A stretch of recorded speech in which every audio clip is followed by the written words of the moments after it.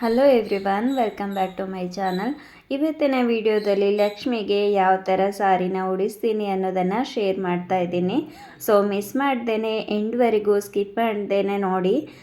ತುಂಬಾ ಒಂದು ಯೂಸ್ಫುಲ್ ಆಗುತ್ತೆ ಮತ್ತು ನಿಮಗೂ ಒಂದು ಐಡಿಯಾಸ್ ಕ್ರಿಯೇಟ್ ಆಗುತ್ತೆ ಯಾವ ಥರ ಲಕ್ಷ್ಮಿಗೆ ಸೀರೆ ಉಡಿಸೋದು ಅಂತೇಳಿ.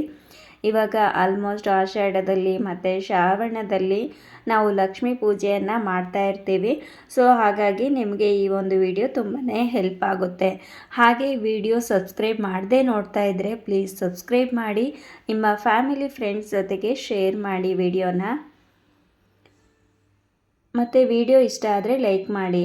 ಇಲ್ಲಿ ನೋಡ್ತಾ ಇರ್ಬೋದು, ನಾನು ಒಂದು ಸಾರಿನ ತಗೊಂಡಿದ್ದೀನಿ. ಇವಾಗ ಜಸ್ಟ್ ಒಂದು ಯಾವ ಥರ ಡೆಕೋರೇಷನ್ ಮಾಡೋದು ಅನ್ನೋದಕ್ಕೆ ಚೆನ್ನಾಗಿ ವಾಶ್ ಮಾಡಿ ಎತ್ತಿಟ್ಟಿರುವಂಥ ಸಾರಿನ ತಗೊಂಡಿದ್ದೀನಿ ನಾನಿಲ್ಲಿ. ಮೊದಲಿಗೆ ಫೋಲ್ಡಿಂಗ್ ಮಾಡ್ತಾಯಿದ್ದೀನಿ. ಲಕ್ಷ್ಮೀ ಪೂಜೆಗೆ ಹೊಸದಾಗಿ ಸೀರೆನ ತಗೊಳ್ಬೇಕಾಗುತ್ತೆ. ಹಾಗೆ ಫಸ್ಟಿಗೆ ನಾನು ಇವತ್ತು ಒಂಥರ ಡಿಫ್ರೆಂಟಾಗಿ ಸಾರಿನ ಉಡಿಸೋದನ್ನು ತೋರಿಸ್ತಾ ಇದ್ದೀನಿ. ನಿಮಗೆ ತಮ್ನೇಲ್ ನೋಡಿ ಗೊತ್ತಾಗಿರುತ್ತೆ ಯಾವ ಥರ ಬರುತ್ತೆ ಅಂಥೇಳಿ. ಒಂದು ರೀತಿ ಗುಜರಾತಿ ಸ್ಟೈಲ್ ಆಗಿರುತ್ತೆ. ಇದು ಕೂಡ ತುಂಬಾ ಚೆನ್ನಾಗಿ ಕಾಣುತ್ತೆ ಲಕ್ಷ್ಮಿಗೆ. ಮೊದಲಿಗೆ ಇದು ಒಂದು ಸ್ವಲ್ಪ ಲೈಟ್ ಕಾಟನ್ ಮಿಕ್ಸ್ ಆಗಿದೆ, ಕಾಟನ್ ಟೈಪ್ ಸಾರಿ ಇದು. ಹಾಗಾಗಿ ಫೋಲ್ಡಿಂಗ್ ತುಂಬಾ ಒಂದು ಸ್ವಲ್ಪ ನೆರಿಗೆ ಎಲ್ಲ ಒಂದು ಸ್ವಲ್ಪ ಕಷ್ಟ ಆಗುತ್ತೆ. ಹಾಗೆ ಒಂದು ಸೈಡಲ್ಲಿ ನಾನು ನೆರಿಗೆಗಳನ್ನು ಮಾಡಿ ಇಟ್ಕೊಂಡಿದ್ದೀನಿ ಸಾರಿ, ಮತ್ತು ಇನ್ನೊಂದು ಸೈಡಲ್ಲಿ ಸೆರಗನ್ನು ನೀಟಾಗಿ ಸಣ್ಣ ಸಣ್ಣದಾಗಿ ಪ್ಲೀಟ್ಸನ್ನು ಮಾಡಿಕೊಂಡು ಫೋಲ್ಡಿಂಗನ್ನು ಮಾಡ್ತಾಯಿದ್ದೀನಿ. ತುಂಬಾ ನೀಟಾಗಿ ಸೆರಗು ಕೂರುತ್ತೆ. ಈ ಥರ ಕಾಟನ್ ಸ್ಯಾರಿ ಆದರೆ ನೀಟಾಗಿ ಸೆರಗೆಲ್ಲ ನೆರಿಗೆ ನೀಟಾಗಿ ನಿಲ್ಲುತ್ತೆ. ಹಾಗೆ ಒಂದು ಕ್ಲಿಪ್ಪನ್ನು ಸೆಕ್ಯೂರ್ ಮಾಡಿದರೆ ಆಯಿತು. ಕಲರ್ ಕಾಂಬಿನೇಷನ್ ಕೂಡ ಇದು ತುಂಬಾ ಚೆನ್ನಾಗಿದೆ. ಇವಾಗಂತೂ ಆಷಾಢ ಡಿಸ್ಕೌಂಟ್ ಸೇಲ್ ಅಂತ ಇಟ್ಟಿರ್ತಾರೆ. ತುಂಬ ಸಾರಿಗಳು ಗ್ರ್ಯಾಂಡ್ ಸಾರಿಗಳೆಲ್ಲ ನಮಗೆ ಡಿಸ್ಕೌಂಟ್ ರೇಟಲ್ಲಿ ಸಿಗುತ್ತೆ. ಹಾಗೆ ಯಾವ ಥರ ಕಲರ್ ಇಷ್ಟ ಆಗುತ್ತೆ ನೋಡಿ ನೀವು ತಗೊಳ್ಬೋದು. ನಾನಿಲ್ಲಿ ಹಾಗೆ ಕಳಶಕ್ಕೆ ಒಂದು ಸ್ವಲ್ಪ ನೀರನ್ನು ಹಾಕ್ಕೊಂಡು, ಹಾಗೆ ಲಟ್ಟಣಿಗೆಯನ್ನು ಹಾಕ್ಕೊಂಡು, ಅಥವಾ ಯಾವುದೇ ಸ್ಕೇಲ್ ಇದ್ದರೂ ಕೂಡ, ಮರದ್ದು ಸ್ಕೇಲ್ ಇದ್ದರೂ ಕೂಡ ನೀವು ಹಾಕ್ಕೊಳ್ಬೋದು. ಹಾಗೆ ರಬ್ಬರ್ ಬ್ಯಾಂಡ್ ಮನೇಲಿ ಇದ್ದೇ ಇರುತ್ತೆ. ಈಸಿಯಾಗಿ ರಬ್ಬರ್ ಬ್ಯಾಂಡಿಂದ ನಾವು ಲಟ್ಟಣಿಗೆಯನ್ನು ನಿಲ್ಲಿಸ್ಕೊಳ್ಬೋದು.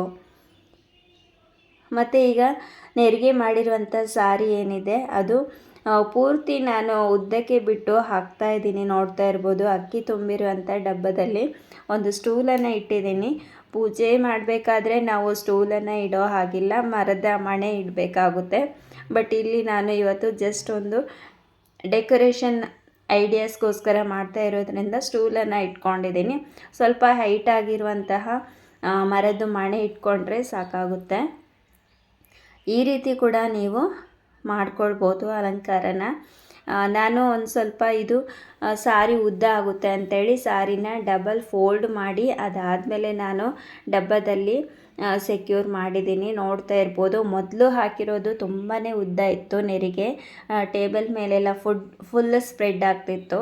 ಹಾಗಾಗಿ ಅದನ್ನು ಡಬಲ್ ಫೋಲ್ಡ್ ಮಾಡಿ ನೆರಿಗೆಗಳನ್ನು ಫುಲ್ ಸ್ಪ್ರೆಡ್ ಮಾಡಿ ಅದಾದಮೇಲೆ ಸೆರಿಗೆಯನ್ನು ಹಿಂಭಾಗಕ್ಕೆ ತಗೊಂಡು ಸೆರಗನ್ನು ಮುಂಭಾಗಕ್ಕೆ ತಗೊಂಡು ಬಂದಿದ್ದೇನೆ.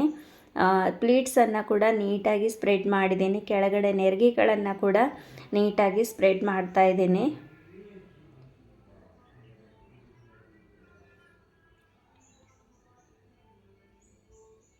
ನೋಡಿ ಯಾವ ಥರ ಕಾಣ್ತಾ ಇದೆ ಅಂಥೇಳಿ. ಈಗ ನಾವು ಯಾವುದೇ ಥರ ಒಂದು ಸೊಂಟ ಪಟ್ಟಿ ಆಗಿರ್ಬೋದು, ದೇವಿಗೆ ಬೇಕಾಗಿರುವಂಥ ಒಡವೆಗಳನ್ನು ನಾವು ಹಾಕ್ಕೊಳ್ಬೋದು.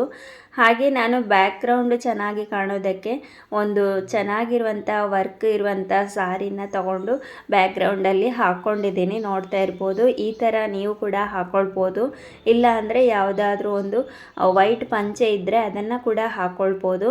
ಹಾಗೆ ಜಡೆ ಬಿಲ್ಲೆ ಇರ್ಬೋದು, ಮತ್ತು ಒಂದು ಸ್ವಲ್ಪ ಮುಖವಾಡ ದೇವಿಗೆ ಮತ್ತು ಬಳೆಗಳನ್ನು ಹಾಕಿ ನಾನು ಅಲಂಕಾರವನ್ನು ಮಾಡಿದ್ದೀನಿ. ಮತ್ತು ಈ ಒಂದು ಅಲಂಕಾರ ನೋಡಿ ನಿಮಗೆ ಇಷ್ಟ ಆಗಿದೆ ಅಂತ ಭಾವಿಸ್ತೀನಿ. ಇಷ್ಟ ಆಗಿದ್ದರೆ ಗೊತ್ತಲ್ಲ ಸ್ನೇಹಿತರೆ, ಪ್ಲೀಸ್ ಒಂದು ಲೈಕ್ ಮಾಡಿ ವಿಡಿಯೋಗೆ.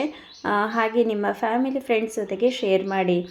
ನನ್ನ ಬ್ಯಾಕ್ ವಿಡಿಯೋದಲ್ಲಿ ಕೂಡ ಸಾರಿ ಅಲಂಕಾರವನ್ನು ತೋರಿಸಿದ್ದೀನಿ, ಅದನ್ನು ಕೂಡ ವಾಚ್ ಮಾಡಿ. ನಿಮ್ಮ ಅನಿಸಿಕೆ ಅಭಿಪ್ರಾಯಗಳನ್ನು ಕಮೆಂಟ್ ಮಾಡಿ ತಿಳಿಸಿ.